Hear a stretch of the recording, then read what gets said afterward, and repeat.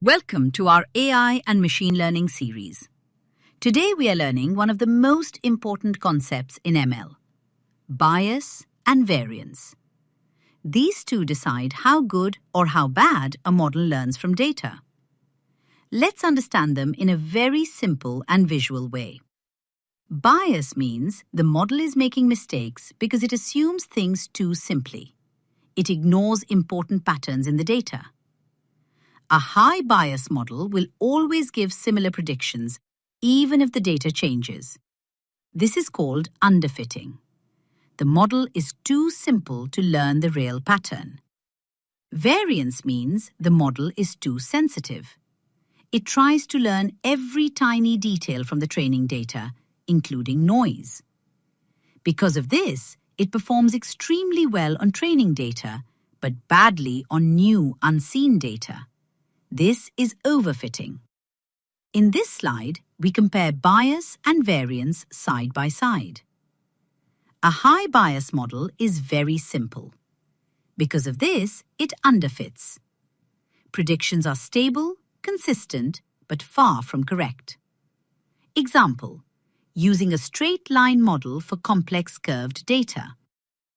A high variance model is the opposite. It becomes extremely complex and tries to memorize the training data.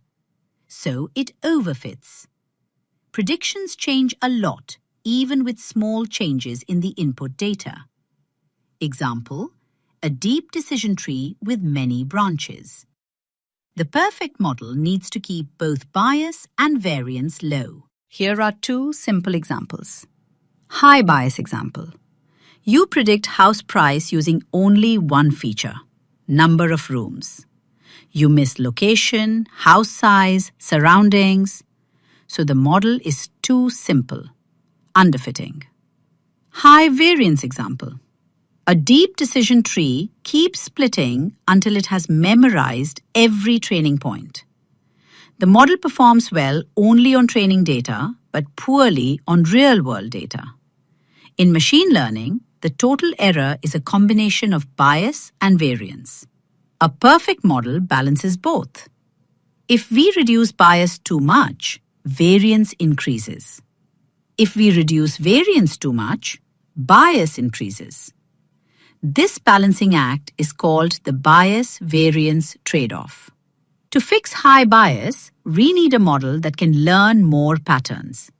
So we can use a more complex algorithm, add more meaningful features, reduce regularization, or use richer training data. To fix high variance, we reduce complexity.